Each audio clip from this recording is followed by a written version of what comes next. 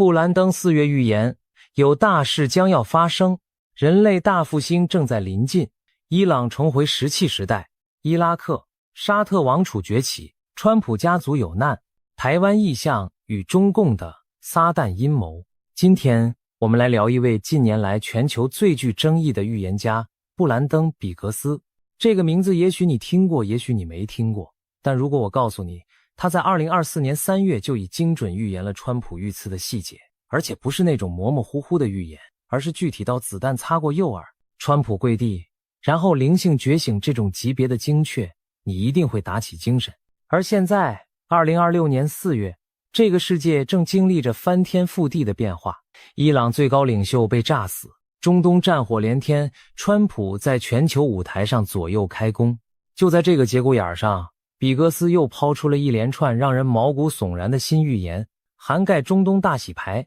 人类大复兴、台湾意向，甚至直指中共正在执行一项他所称的撒旦阴谋。这些预言到底有几分可信？他是真正的先知，还是末日恐慌的制造者？又或者他只是一个运气特别好的业余地缘政治分析师？今天我们就来好好梳理一下。但我先提醒各位，本期内容涉及大量宗教预言，我们会尽可能客观地呈现，同时用真实的国际事件来交叉印证。至于你信不信，那完全是你自己的事。先说说布兰登·比格斯这个人，他自称是美国的一位基督教牧师，在 YouTube 经营一个名叫末日的频道，粉丝将近20万。他给自己的定位不是先知，而是一个在祈祷中偶尔被上帝赐予异象的普通人。他的影片内容基本上都是末世预言，风格非常激烈，动不动就是全球崩溃、瘟疫降临、世界末日之类的讯息。老实说，光看这些标题，大多数理性的人恐怕都会摇摇头，直接划走。毕竟这个世界上每年都有成百上千个人站出来宣称世界末日即将到来，从古至今，这些末日预言的命中率基本为0。但问题是2024年7月13日那天，一件事情彻底改变了游戏规则。2024年3月14日，比格斯在支持川普的牧师史蒂夫·齐奥·科兰蒂的 YouTube 频道上做了一次连线，说出了这样一段话。他说他在祈祷中看到了一个异象，看到有人企图暗杀川普，他看到一颗子弹飞过川普的耳边，非常非常近，近到让他的耳膜破裂。然后川普在那一刻跪了下来，开始敬拜上帝，并且在那一刻彻底重生，从此成为一个虔诚的基督徒。他还做了一个手势，指着自己的右耳，示意子弹飞过的位置。4个月后的2024年7月13日，川普在宾夕法尼亚州巴特勒的一场造势集会上遭到枪击，一名叫托马斯·马修克鲁克斯的年轻人从附近建筑物顶上开枪，子弹擦过了川普的右耳上缘。全世界看到了那张后来成为经典的照片，川普握拳举臂，耳朵流住血，背后是飘扬的星条旗，一名集会参加者被击中身亡，枪手当场被击毙。这一幕震惊了全球，也让布兰登·比格斯这个名字一夜之间从一个小众宗教频道的主持人变成了国际社会热议的话题人物。川普本人在事后把自己的生还归功于上帝，他的媳妇拉拉·川普在社交媒体上发了一张耶稣站在川普身后的图片，配文：不要害怕，因为我与你同在。川普后来在就职演说中更是直接说出了我被上帝所拯救，为了让美国再次伟大这样的话。如果你只看川普这边的反应，似乎比格斯的预言已经从头到尾完全应验了。当然了，质疑的声音也非常强烈。首先，比格斯说的是耳膜破裂，但实际上子弹是擦伤了耳廓外部，耳膜并没有破裂。比格斯后来自己也承认，他在解读意象时加入了个人的理解，这部分是他的推测，而非意象本身。其次，有不少人指出，在美国那样极端化的政治环境中，预测川普会遭到暗杀企图并不需要什么超自然能力，这几乎是所有政治分析师都认为很可能发生的事情。第三，一个名叫圣经思考者的播客节目专门做了一期长达2个半小时的分析，系统性地梳理了比格斯的过往预言，发现其中大量都是完全落空的，包括巴黎奥运会、恐怖攻击、德法之间的火车炸弹、特定日期的经济崩溃等等。但不管怎样，川普遇刺这件事的精准程度确实让很多原本不相信预言的人开始认真对待比格斯的其他说法。正如使徒保罗在帖撒罗尼迦前书中写的那样，不要藐视先知的讲论，但要凡事查验，善美的要持守。好，背景交代完毕，现在让我们正式进入今天的主题，逐一拆解比格斯在这个关键的2026年4月前后做出的重大预言。第一章，伊朗重回石器时代。比格斯在2024年初就多次警告，以色列终将对伊朗发动毁灭性打击。他在一段2024年2月1日发布的预言性影片中说，主一直在警告他要为以色列攻击伊朗而祷告，因为这将在中东引发一场大规模的动乱。他提到伊朗军方高层正在和最高领袖开会，因为伊朗内部基督教信仰的兴起和经济危机让他们感到恐慌。他还预言油价会因此飙升到每桶200美元以上，全美汽油价格将超过每加仑8美元。他接着说，这背后都是关于石油，关于绿色议程，关于世界经济体系的操控，这里面有大量的黑暗和操纵。然后他进一步警告了核武器能力的危险性，呼吁信徒们现在就为此代祷。他反复强调，这一切都是耶稣即将再临的标志。当时2024年的中东局势确实紧张，但大多数人认为全面冲突不太可能发生。以色列和伊朗之间维持着某种微妙的平衡，虽然以色列持续打击伊朗在黎巴嫩、叙利亚和伊拉克的代理人武装，但双方都刻意避免直接的大规模军事对抗。但你看看2026年2月28日发生了什么，整个世界被彻底震撼了。美国和以色列对伊朗发动了联合军事行动，代号史诗怒火。美国中央司令部在行动后释出了航母甲板上 F-35 战机起飞的影像，这场空袭的规模和精确度前所未有。3月1日清晨，伊朗官方媒体正式确认，最高领袖哈梅内伊已在前一天的空袭中身亡。与他一同遇难的还有多位核心军政高层，包括革命卫队圣城军指挥官、国防部长以及革命卫队总司令。从卫星空拍影像中可以清楚看到，哈梅内伊的住处已被完全摧毁。这是伊朗自1979年伊斯兰革命以来遭受的最严重打击。哈梅内伊从1989年开始担任最高领袖，统治伊朗长达37年。他的死亡不仅仅是失去一位领导人那么简单，整个伊朗的政教合一体制，他的革命意识形态，他在中东建立的庞大代理人网络，全部失去了精神核心。紧接着发生的事情更加戏剧化，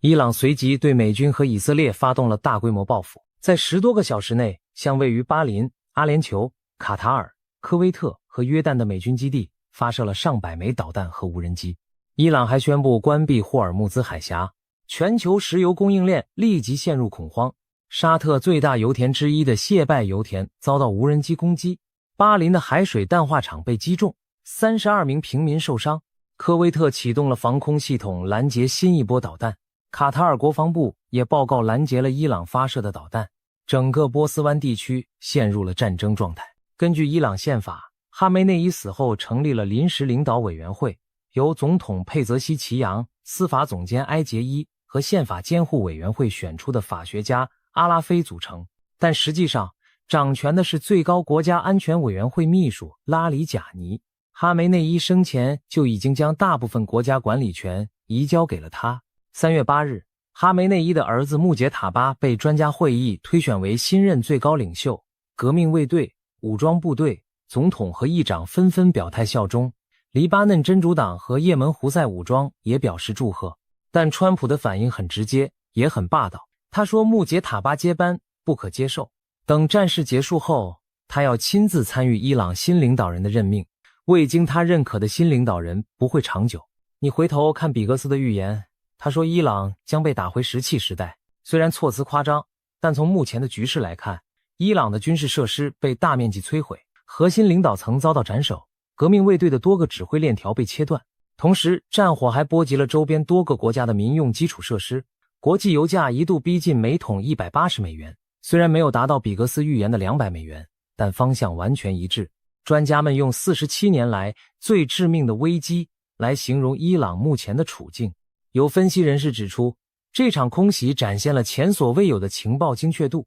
不仅打掉了最高领袖，还同时消灭了多位主导伊朗海外扩张的关键人物。这意味着美国和以色列的情报机构已经深入渗透了伊朗的最高决策层，知道谁在哪里，什么时间会出现。这对伊朗剩余的领导层来说是一个极其恐怖的信号，因为他们不知道自己身边还有多少人在为对方工作。而伊朗国内的反应也十分耐人寻味。在哈梅内伊殉职后，数千名哀悼者聚集在德黑兰市中心，场面悲壮。但与此同时，也有报道指出，有些伊朗民众私底下对这个消息的反应是复杂甚至矛盾的。别忘了，就在2026年1月，伊朗国内才爆发过大规模的抗议示威活动。伊朗的年轻一代对现行体制的不满早已到了临界点，他们渴望自由，渴望融入国际社会，渴望像正常国家的年轻人一样生活。哈梅内伊的死亡在短期内凝聚了民族情绪，但长期来看，如果新领导层继续走强硬路线，这股被压抑的民意终将找到出口。比格斯早在预言中就提到过一个细节，他说伊朗军方高层在和最高领袖开会时非常恐慌，因为伊朗国内基督教信仰正在迅速兴起。这听起来不可思议，因为伊朗是一个政教合一的伊斯兰国家，叛教在法律上可以被判处死刑。但事实上，多项研究都表明，伊朗是目前全球基督教增长最快的国家之一。地下教会在伊朗的每个主要城市都有分布，信徒人数据估计已达数十万，甚至上百万。如果比格斯说的这一点属实，那么伊朗内部的信仰转变，加上政权遭到军事打击带来的混乱，确实有可能在未来催生出一场比格斯所预言的大复兴。说到这里，不得不提一下中国民众对伊朗事件的反应，这也很有意思。据报道，哈梅内伊被炸死的消息传到中国后，大量中国网民用各种方式表达喜悦，很多人在播放歌曲今天是个好日子和可惜不是你，还有人向川普喊出北京欢迎你。有人评论说，被奴役的中国人民和伊朗人民感同身受，一个长期处于高压统治下的人民看到另一个同样被高压统治的国家的独裁者被消灭，那种复杂的情感共鸣是外人难以完全理解的。更值得注意的是，川普政府此次大动作的战略逻辑非常清晰。分析人士指出，美国的核心目的是为了落实美国优先 2.0 下的全球战场清理计划，先是委内瑞拉政权更迭，然后是伊朗，最终目标是排除中东和欧洲的安全威胁，将美国的战略重心全面转向印太地区，专心应对与中国的长期竞争。2026年是美国建国250周年，在这个政治背景下，解决伊朗问题是为了让美军从中东抽身，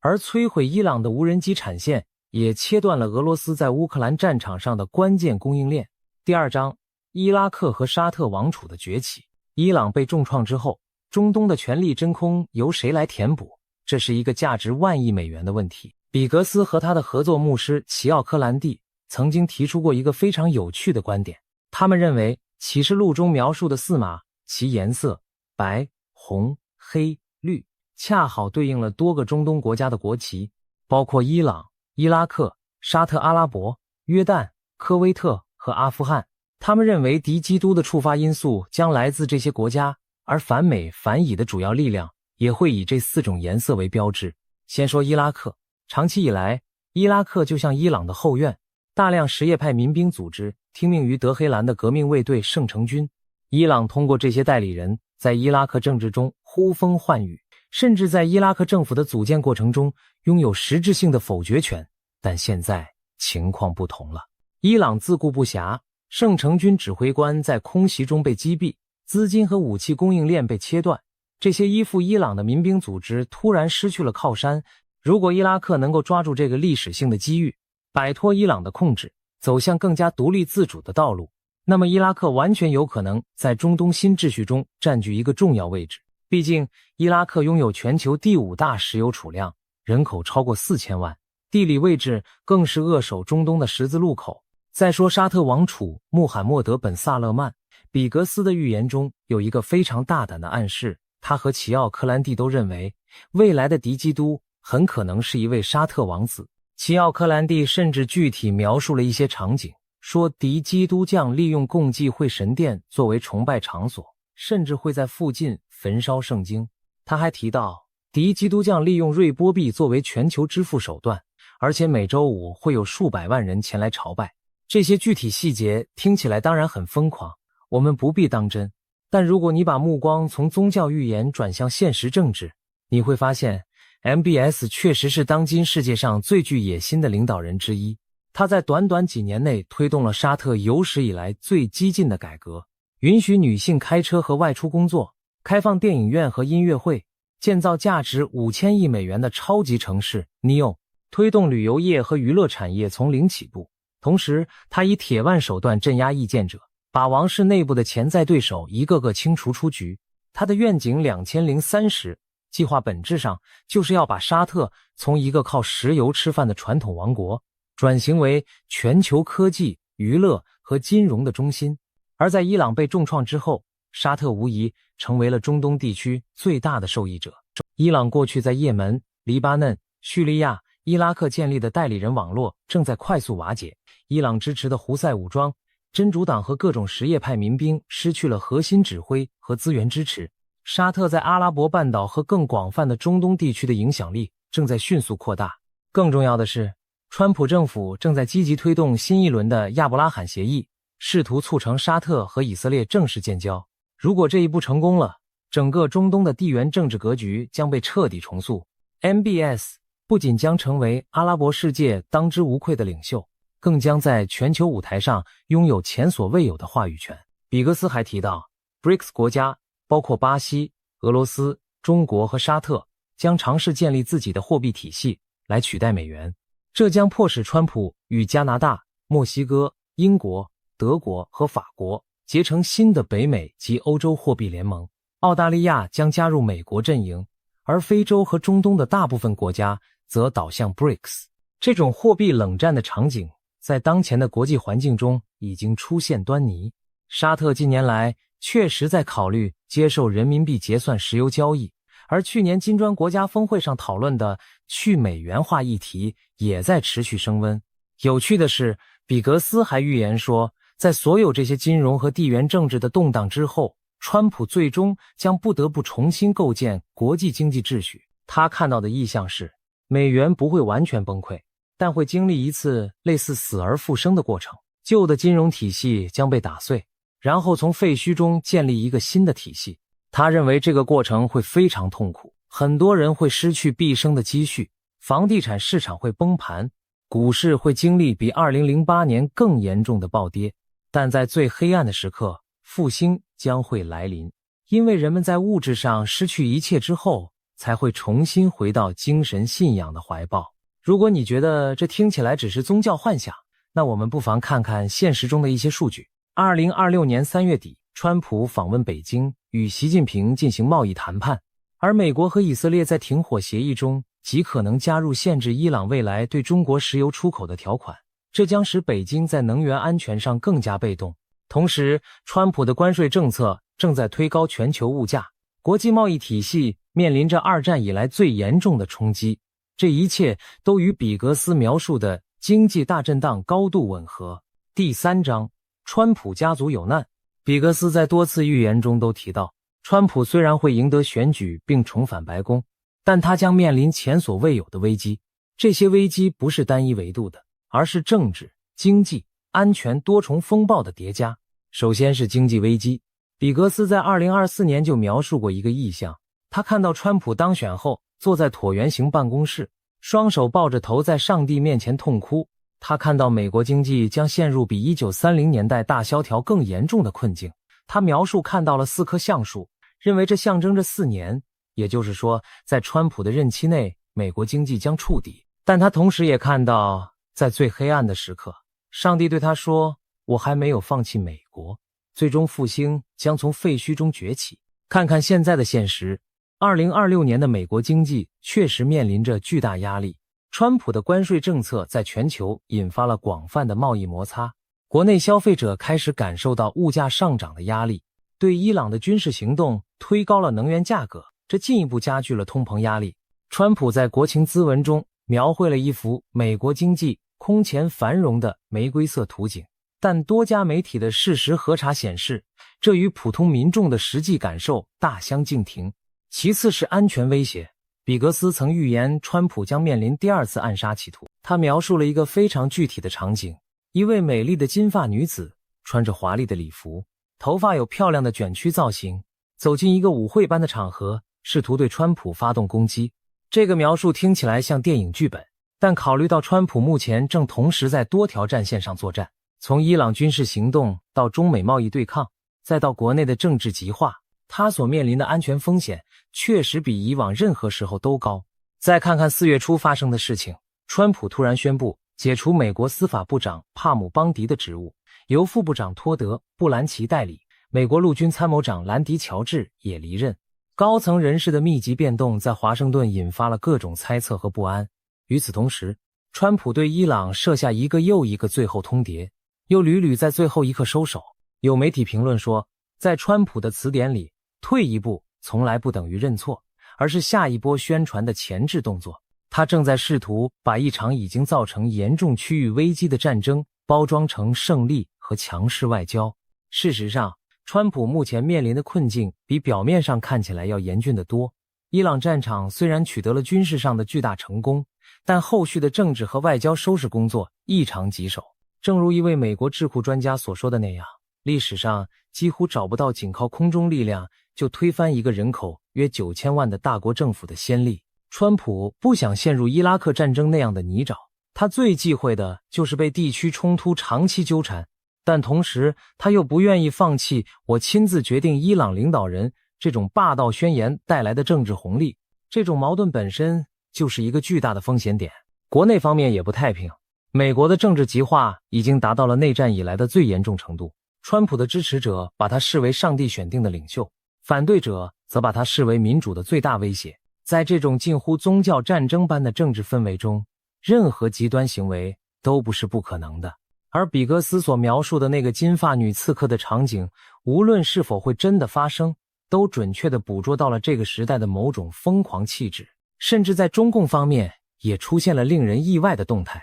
4月初，中共中央政治局委员、中央农村工作领导小组副组长马兴瑞被宣布涉嫌严重违纪违法，接受纪委监委调查。这位曾经是深圳市长和广东省长的高级官员落马，被外界解读为中共内部权力斗争的新信号。比格斯所说的川普家族有难，究竟指的是暗杀威胁、经济崩溃、政治风暴，还是某种我们尚未预见的危机？答案可能要等到事件发生之后才能知道。但可以确定的是，川普目前正站在一个极其危险的位置上，他的每一个决定都可能引发连锁反应，而这些连锁反应的规模和复杂性都超出了大多数人的想象。第4章，台湾意向与中共的撒旦阴谋，这是今天最让华人观众关注的部分。比格斯在2024年7月的一次直播中描述了一个让他自己都深感震撼的意象。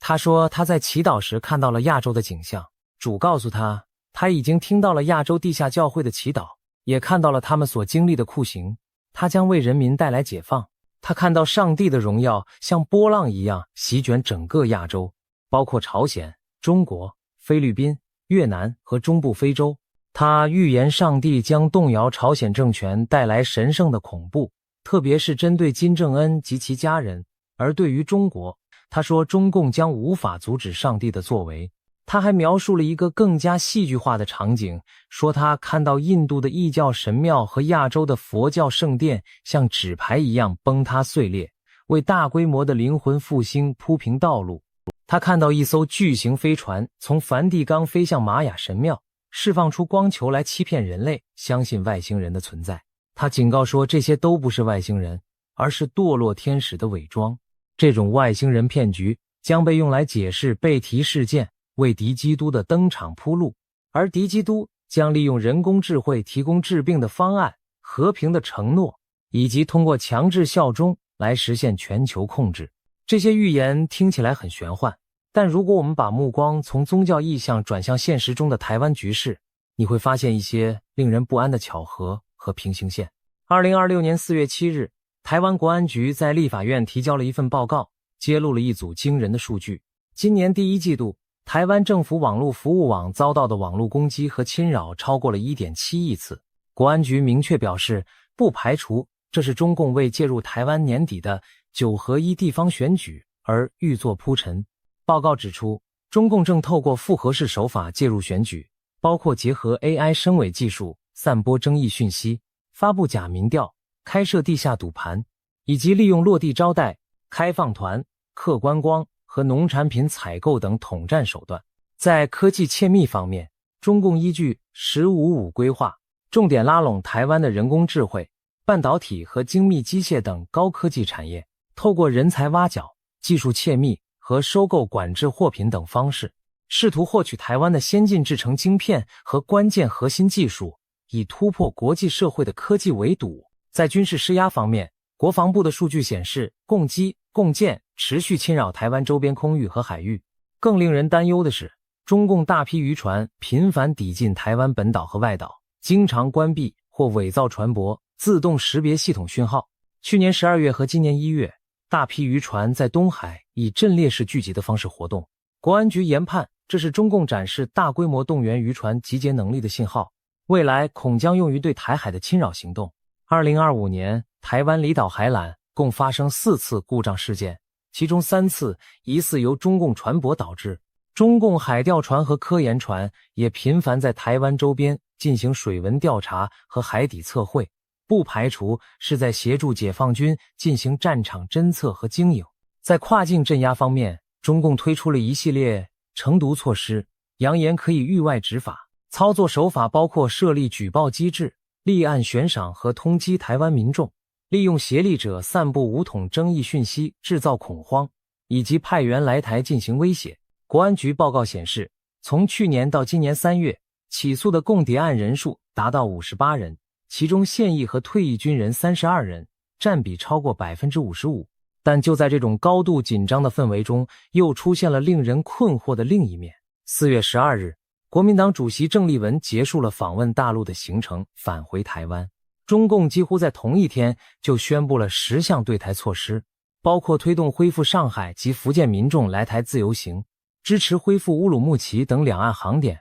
为台湾农渔产品输入大陆提供便利，允许引进台湾电视剧和纪录片等。这是标准的胡萝卜加大棒策略，一边军事施压，一边经济利诱。美国方面的态度也值得关注。最新的国家安全战略报告用前所未有的直白语言阐述了台湾的战略地位。一位长期处理国际安全议题的台湾军方高层官员透露，他从来没有听过美国人如此明确地表示，台湾把东北亚战区和东南亚战区分成2半，如果台湾失守，不仅东北亚和东南亚会被分割，甚至第2岛链也保不住。台湾是第1岛链的关键门户。台大政治学系名誉教授明居正的分析则提供了另一个视角。他指出，中共攻台的目标可能并非外界通常认为的2027年，而是更早的2026年。但他同时也给出了8个字的结论：危机很大，发生很难。因为美国已经通过一系列法案和军事部署，展现了下阻中共的坚定意图。但故事还有另一面。CNN 的全球事务专家麦格克在年初就撰文指出，从委内瑞拉、乌克兰战争、台海情势、以色列和伊朗以及人工智慧等7大议题来看，2026年将成为全球权力的关键年。他特别强调，川普春季访问北京，与习近平举行峰会时，台湾将成为核心议题。全球大多数驱动汽车和手机运作的半导体晶片都产自台湾。如果中国武力犯台，对全球造成的经济冲击估计将接近10万亿美元。在这种背景下，台湾正处于一个极其微妙的位置。一方面，美国给予台湾的安全承诺比以往任何时候都更加明确和具体，从台湾保证落实法案到国家安全战略和国防授权法，再到豪猪法案，每一份文件都在强化下阻中共的决心。另一方面，中共的统战手法也在不断升级换代，从传统的军事威胁到网络攻击，到 AI 深伪技术，到经济利诱，形成了一套令人眼花缭乱的组合拳。4月中旬的大甲妈祖绕境进香即将启程，白沙屯妈祖进香也在同一时期展开。这些深深植根于台湾民间信仰的宗教活动，每年吸引数百万人参与。有趣的是，比格斯在他的预言中提到，亚洲的宗教圣殿将会崩塌，为基督教复兴让路。但台湾的妈祖信仰却在这几年展现出越来越旺盛的生命力，每年绕境的规模和参与人数都在增长。这究竟是复兴前的最后一搏，还是比格斯的预言在这个地区根本就不适用？这个问题本身就值得深思。从更大的视角来看，台湾海峡两岸的对峙其实折射出一个更深层的文明冲突。一边是中共所代表的威权体制，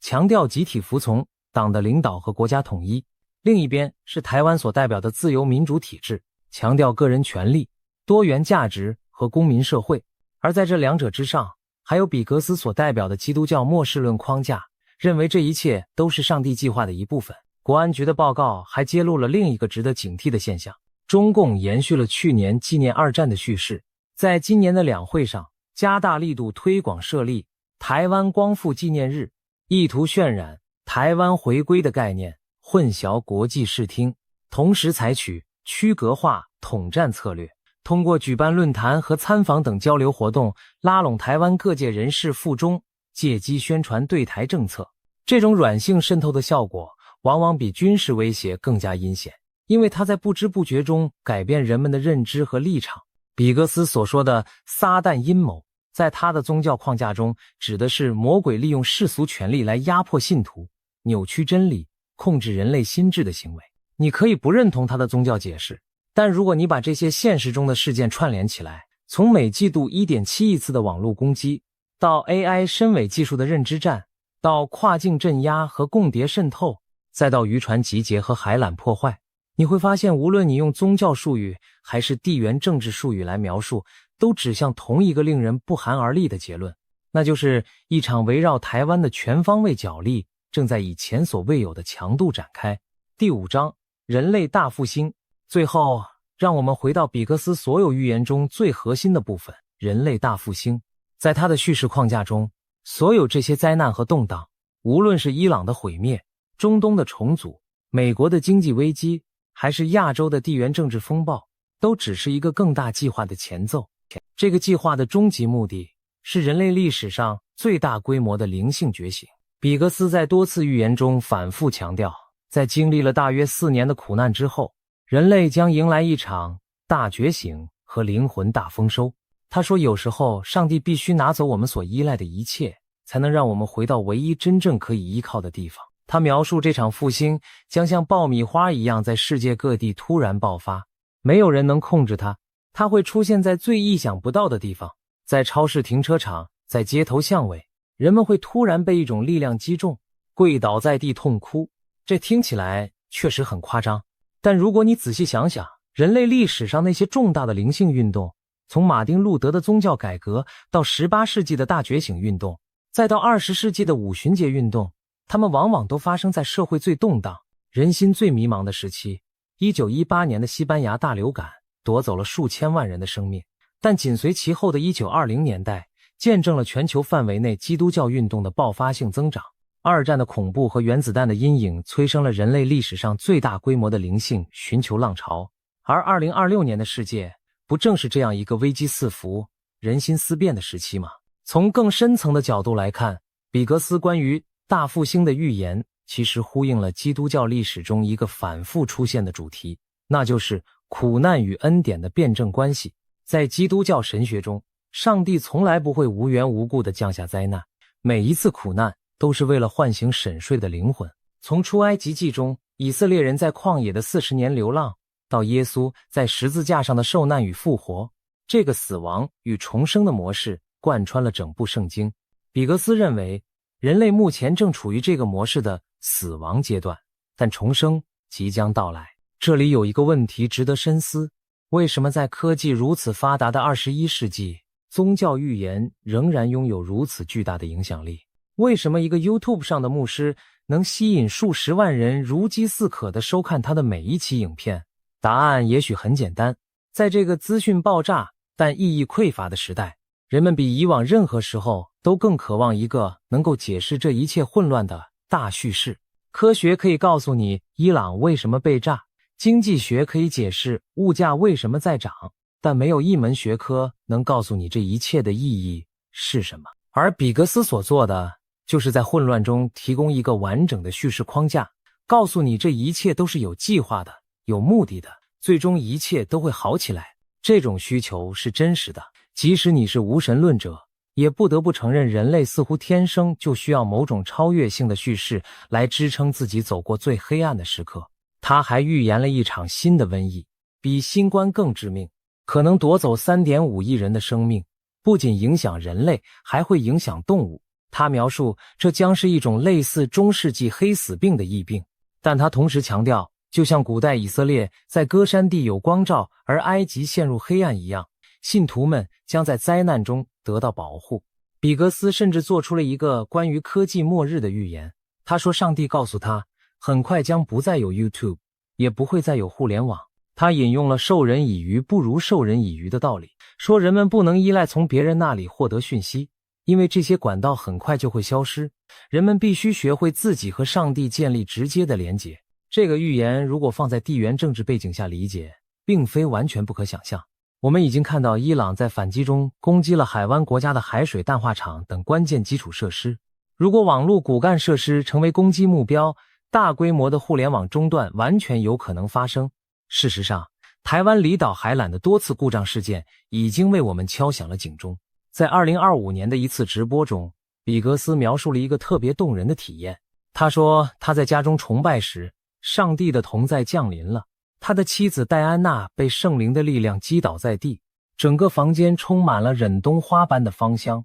然后他听到了来自天堂的歌声，看到了一群已故的圣徒在天上为地上即将到来的复兴而祈祷。无论你是否相信这些超自然体验的真实性，比格斯显然是一个对自己所说的话深信不疑的人。在伊朗哈梅内伊被击杀后，中国互联网上也出现了一个有趣的现象。一位中国网友此前在去年底就成功预言美军会先对委内瑞拉动手，然后是伊朗。他甚至在1月份就点名下一个是伊朗。至于中共，他说等美国把群编剪完，自己就老实了。结果2月底预言再度应验，他的帖文被超过40万人围观。3月1日他再次发文说，从今天开始世界彻底转变，中东将进入长久的和平与繁荣，中共没有任何可能侵略台湾。有趣的是，这位网友自己说他并非什么预言家，只是长期分析国际局势累积下来的态势感知和经验。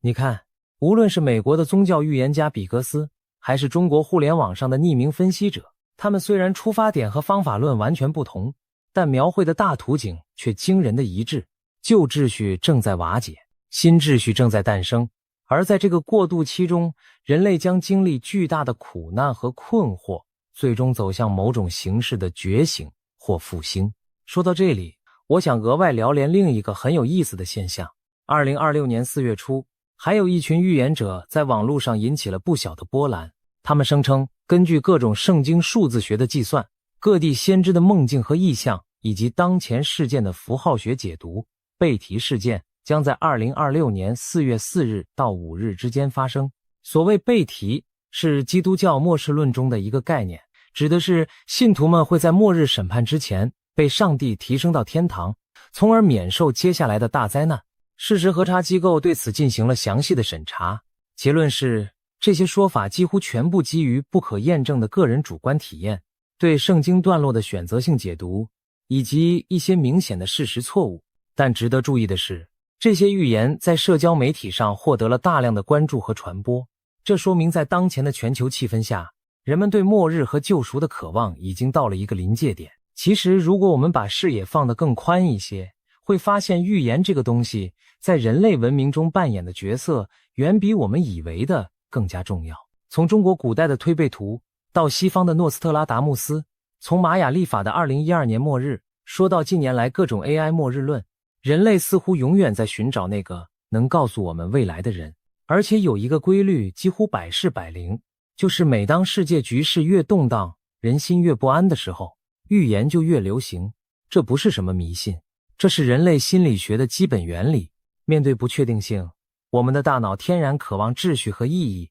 而预言恰好提供了这两样东西。所以当你听到比格斯的预言时，最重要的不是去判断他说的是真是假，而是去思考为什么这些话会在此时此刻引起如此强烈的共鸣。答案就在我们周围的世界里。好，让我们来做一个冷静的总结。布兰登·比格斯的预言有几个显著特点。第一，数量极其庞大，几乎每周都在产出新预言。第二，覆盖面极广，从政治到经济到军事到自然灾害到瘟疫到加密货币，无所不包。第三，他的预言体系有一个巧妙的安全阀，如果预言没有实现，可以解释为是因为信徒们的祈祷改变了上帝的计划。第四，也是最关键的，他确实有少数预言精准到令人震惊的程度。从统计学的角度来看，当一个人做了数以千计的预言时，命中几个是纯粹的概率问题。这就像你每天都买彩票，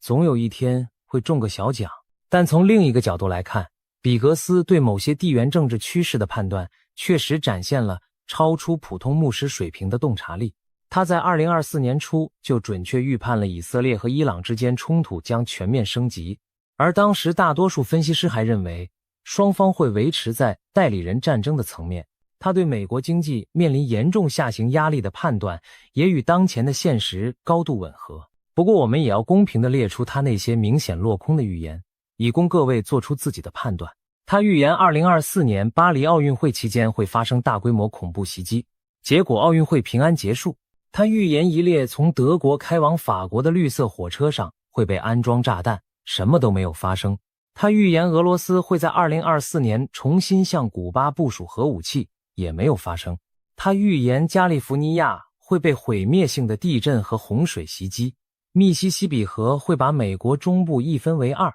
到目前为止也没有实现。这些落空的预言提醒我们，即使一个人偶尔说中了几件大事，也不意味着他说的每一句话都值得相信。但最令人困惑的，也是最值得思考的一点在于，比格斯那些命中的预言并不是模糊的大方向判断，而是包含了相当具体的细节。子弹擦过右耳，这不是随便猜猜就能说出来的。以色列对伊朗的军事打击将导致最高领袖的终结，这个预判在当时几乎没有任何主流分析师敢于做出。所以问题就变成了，是纯粹的巧合，还是某种我们尚不理解的信息来源，还是他确实拥有某种超越常人的直觉或感知能力？每个人可能都会有自己的答案。至于他那些更加离奇的预言，比如外星人骗局、互联网消失、3.5亿人死于瘟疫，我们只能拭目以待。也许他们永远不会发生，也许某些元素会以我们意想不到的方式部分应验。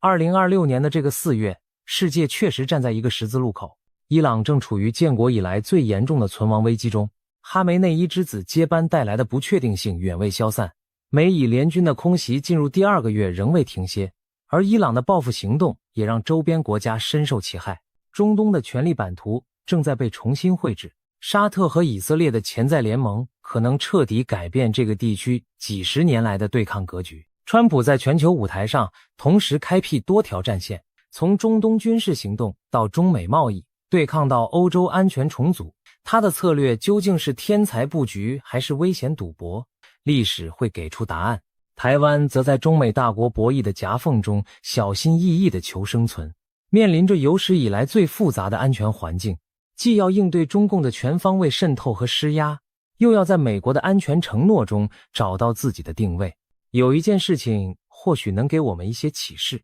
2026年4月中旬，台湾的大甲妈祖绕境进香即将启程，数百万信众将跟随妈祖神教走过9天8夜的旅程。无论你信仰什么，无论你是基督徒还是佛教徒，还是妈祖的信众，还是彻底的无神论者，这种在最不确定的时刻仍然坚持信仰和希望的行为，本身就是人类精神力量的最佳体现。也许比格斯说的对，也许他说的全是错的，但人类在面对困境时寻求更高意义的本能，从来就不是什么可笑的事情。而在这一切喧嚣之中，布兰登·比格斯仍然在他的 YouTube 频道上安静地说着那些让人不安的话。他说上帝告诉他不要再花太多时间做预言了，崩溃即将来临，他会震撼所有人。但重要的不是囤积物资，而是回到上帝面前。你信也好，不信也罢，有一件事是确定的，2026年注定是不平凡的一年。